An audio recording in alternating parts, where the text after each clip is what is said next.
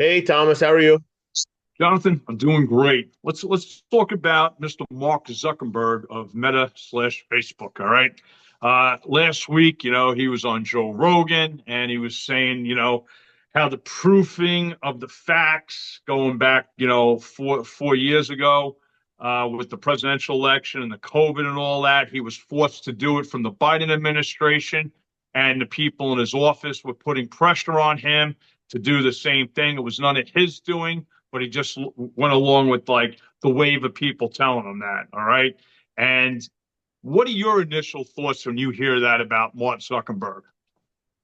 I guess my initial response was that, hey, like I hope that he is coming forward like this because he knows that he has the ability to be more free to speak how he wants.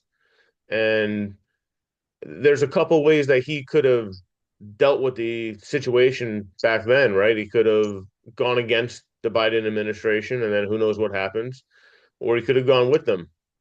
And obviously, he went with them, but that is a I guess that's a issue with the people that saw what he did. Right now, with him going against it in the beginning, I think he probably would have had a lot of issues. Who knows what may have happened? We all know what they're capable of doing. The Yeah, but government. here's So the thing. Trump was the president at the time, and he even was going against Trump, and he was censoring Trump, and he blocked Trump, and it was their administration. like what? It all started like in March ish, right? So from March Uh, to Listen, you know what? They even during Trump's presidency, they were like, fact checking stuff, and that's their way. They were blocking people off. They were shutting people out. And that's what they're doing. Here's my thoughts on the guy. Okay, I think he's a fucking scumbag. All right, and that's really the truth of the matter. You look at the beginning, how he started actually Facebook. He was actually a kid at Harvard University. Those twins brought him a concept. Hey, can you build this? Because we want to do it for the Harvard University and the alumni and stuff like that. So, okay, granted, he saw a bigger picture with it, but, he took their idea and he stole their idea instead of including them in it and say, hey, listen, I see a bigger picture here. Do you guys want to do this? He was a sneaky little fuck about it. And that's exactly what he did. All right.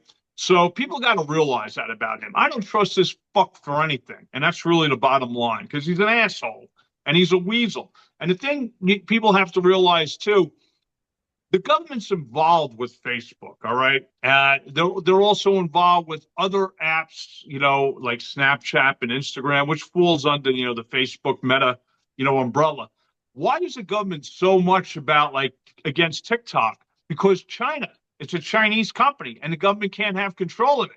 And the government wants control of everything. All right, everything they want to have control of. They want to have control of us.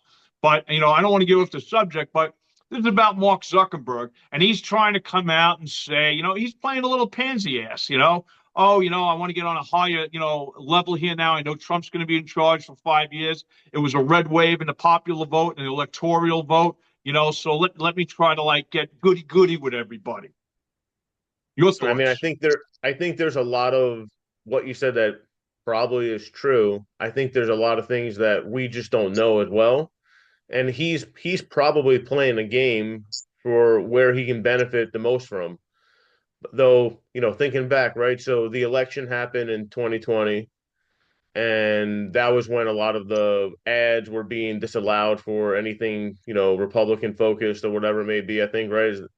Um, I think the real issue is that people, he's a smart person. He's just looking to see where he can benefit the most from. And I guess that's where he's doing right now. But I guess it seems like Trump is welcoming him in with open arms right now, right?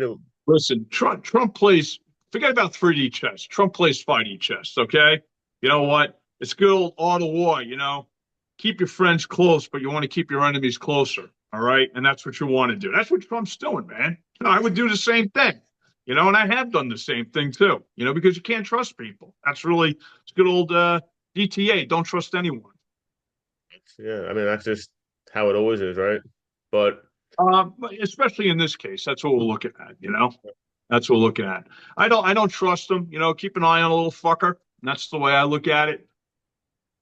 Let's see how. I'm curious to see how, because I think they have Jeff Bezos, Mark Zuckerberg, and Elon Musk with Trump before the